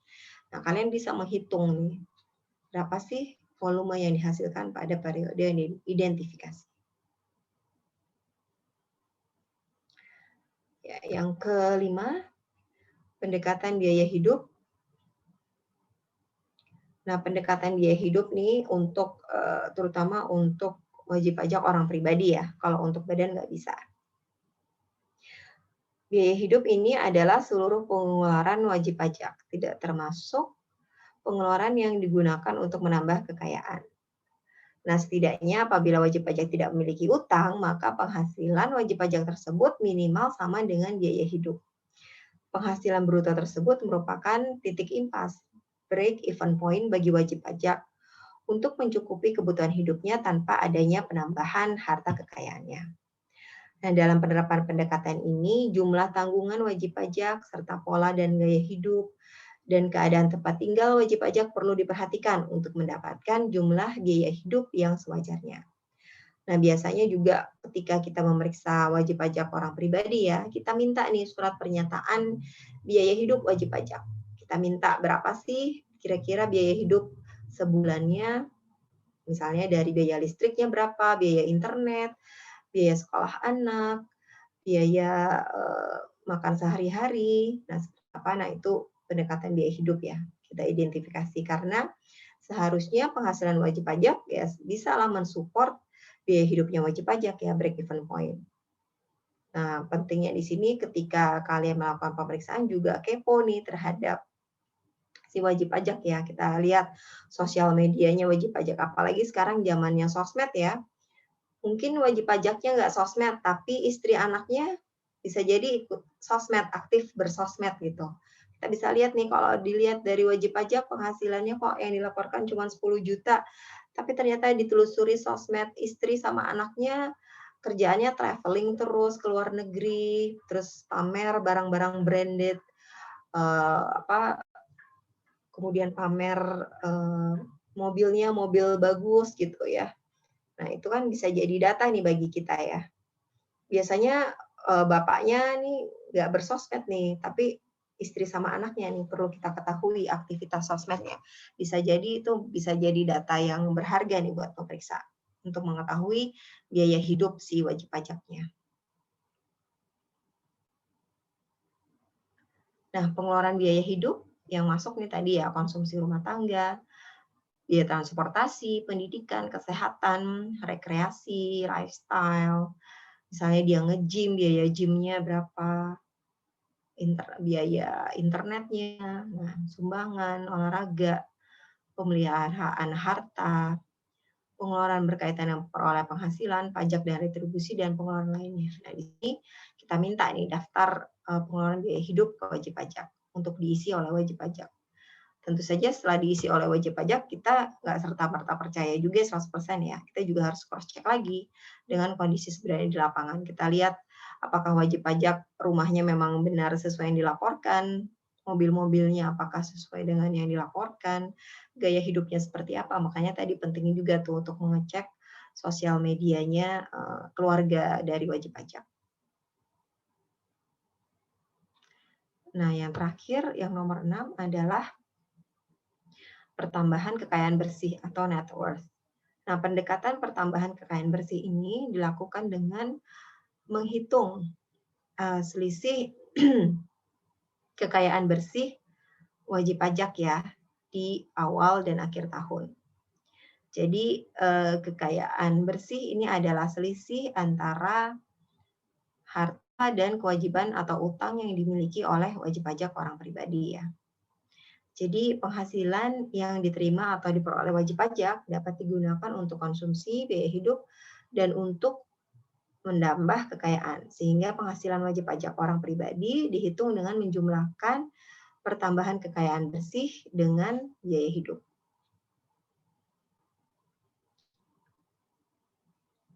Nah, pertambahan kekayaan bersih bisa dihitung dari kekayaan bersih di akhir tahun berapa, kemudian dikurangi dengan kekayaan bersih di awal tahunnya, terdapat kenaikan atau pengurangan kekayaan bersih ya. Kemudian kita tambah dengan biaya hidup, kita kurangi dengan penghasilan bukan objek ataupun PPh final. Nah, kita dapat penghasilan bruto seperti apa.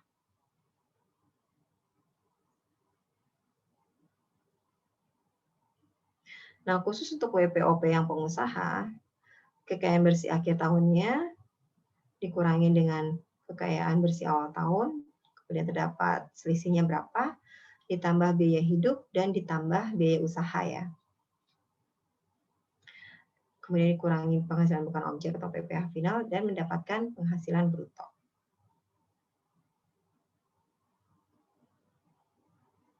Nah, kelengkapannya seperti apa? Bisa jadi kita minta nih surat pernyataan sumber penghasilan wajib pajak orang pribadi, surat pernyataan biaya hidup, surat pernyataan pertambahan atau pengurangan kekayaan bersih tadi ya, surat pernyataan kepemilikan rekening koran, deposito, tabungan rekening lainnya, bahkan kalau misalnya COP-nya itu tidak memberikan rekening koran, kita cukup minta aja nomor rekeningnya, nanti kita minta permintaan untuk membuka rekening wajib pajak ya ke bank tersebut. Makanya pentingnya kita mendapatkan data nomor rekening dan banknya wajib pajak apa saja itu sewaktu-waktu kita memerlukan rekening koran yang tidak diberikan oleh wajib pajak, kita dapat mengajukan permohonan buka rekening wajib pajak kepada bank terkait.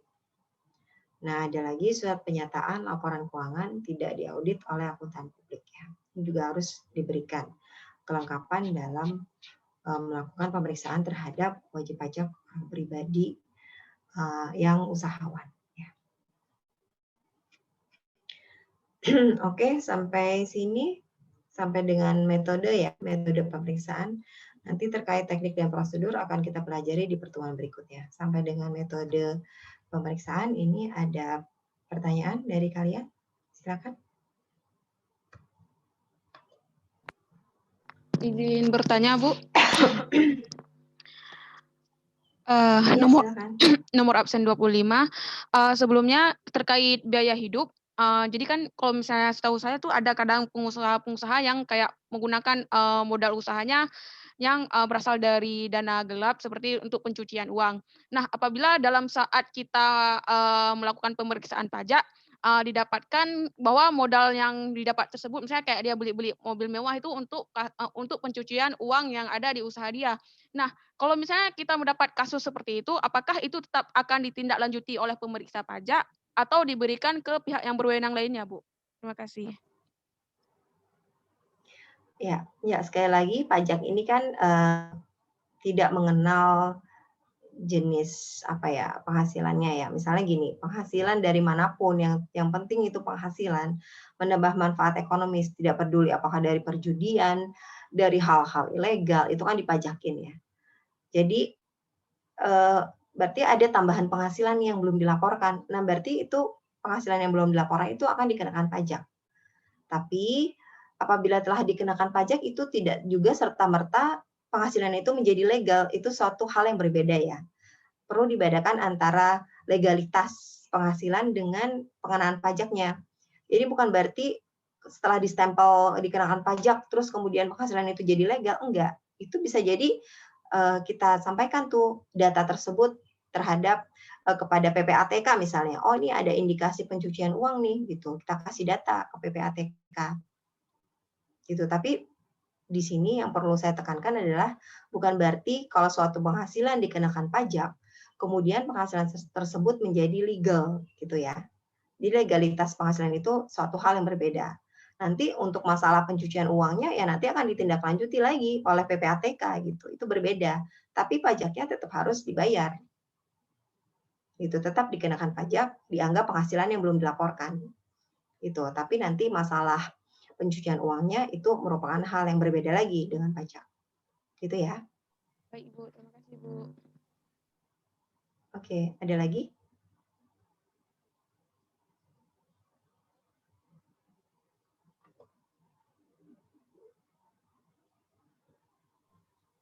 Izin bertanya, Bu. Silakan. Nama nomor absen? Absen 29, ya saya. Izin bertanya mengenai pendekatan biaya hidup tadi, Bu. Nah, tadi kan wajib pajak disuruh untuk menyampaikan surat pernyataan biaya hidup. Nah, itu wajib pajaknya itu biaya hidupnya dalam sebulan atau dalam bertahun. Nah, lalu apabila wajib pajak telah menyampaikan surat pernyataan biaya hidup. Nah, lalu selanjutnya ternyata wajib pajaknya kena bencana nih, Bu. Misalnya kena musibah atau apa. Lalu berdampak signifikan terhadap kelangsungan usahanya maupun kekayaannya nih, Bu. Nah, itu bagaimana perlakuan pemeriksa pajak mengenai kasus tersebut? Ini bencana alamnya terjadi di tahun pajak pemeriksaan atau tahun ini? Tahun maksud saya gini, terjadi di tahun pajak pemeriksaannya atau di tahun terjadinya pemeriksaan?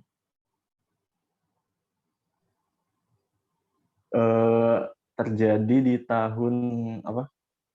Pada saat diperiksa itu, Bu. Ya, bisa jadi kan gini, bisa jadi memang pemeriksaan itu kan kelemahannya pemeriksaan adalah ketika waktu diperiksa bisa jadi kondisi keuangan wajib pajak udah berubah nih ya. Udah tidak sama lagi dengan tahun pajak pemeriksaannya. Misalnya gini, tahun pajak yang diperiksa adalah untuk tahun pajak 2019 ya. Tapi diperiksanya baru 2021 kan? Baru diperiksanya sekarang 2021. Nah, bisa jadi kondisi ekonomi wajib pajak berbeda nih. Tapi seharusnya kan wajib pajak melaporkan sesuai dengan kondisi sebenarnya di tahun 2019. Jadi, surat pernyataan biaya hidup ini mencerminkan biaya hidup yang terjadi di 2019, bukan di 2021, ya. Yang perlu diingat itu. Nah, apabila di 2021 ini wajib pajak mengalami bencana sehingga mempengaruhi kemampuan bayar wajib pajak, nah itu suatu hal yang berbeda ya.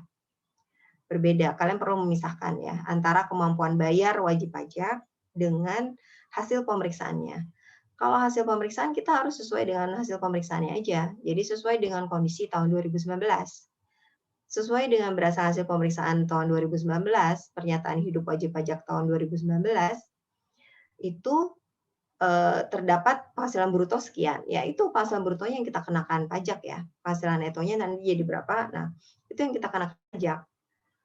Masalah wajib pajak kemampuan bayarnya jadi berkurang karena bencana di tahun ini, yaitu nanti bisa dibicarakan ya, apakah nanti dia mengajukan cicilan untuk membayar SKP-nya, dia menyicil, jadi nggak langsung bayar sekaligus. Nah, itu dimungkinkan. Kita kan ada opsi apabila memperhatikan kemampuan bayar wajib pajak itu tadi kena bencana ya, terus akhirnya mencicil, ya itu boleh aja. Ataupun ekstrimnya wajib pajak tidak mampu bayar secara cash, tapi dia punya aset gitu ya. Asetnya kan bisa dilelang, gitu. Bisa dilelang untuk membayar SKP. Jadi bukan berarti kalau misalnya wajib pajak nggak punya kemampuan bayar, tapi terus jadi dia nggak bayar pajak gitu untuk tahun pajak yang dia diperiksa. Itu ya saya. Sudah cukup jelas atau ada pertanyaan lain? Sudah, Bu. Terima kasih, Bu. Oke.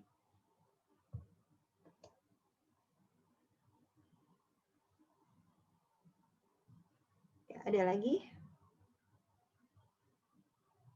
Pertanyaan lain?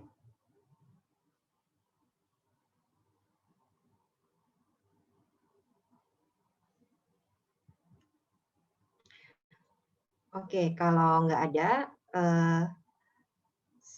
sebelum saya akhiri perkuliahan, kita foto bersama dulu ya, sebagai bukti nih. Dari kemarin lupa terus mau foto sebelum ini. Tolong diaktifkan ini ya, diaktifkan semua kameranya.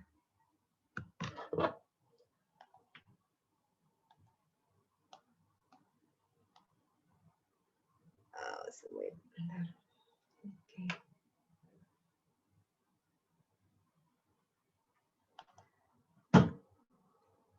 Oke, saya foto ya. 1,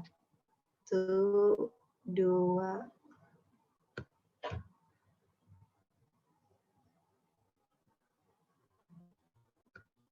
Oke, lagi.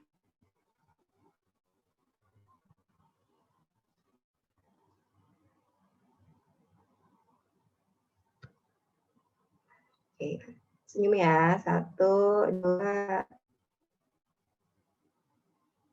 3. Oke. Oke, perhatiannya pada kuliah hari ini. Nanti kita 30 menit terakhir ada kuis ya. Kalian kerjakan kuis, ada di LMS. Waktunya 2 jam. Oke, untuk mengerjakan kuis. Silakan kerjakan, nanti kita bahas di pertemuan berikutnya. Oke, terima kasih atas perhatiannya. Mohon maaf kalau ada kesalahan, salah kata. Wabillahi taufiq wa hidayah. Wassalamualaikum warahmatullahi wabarakatuh. Selamat berpuasa bagi yang berpuasa. Tetap sehat ya, jaga prokes terus. Assalamualaikum. Terima kasih Bu. Wassalamualaikum. Waalaikumsalam. Terima kasih, Bu. Terima kasih banyak, Bu.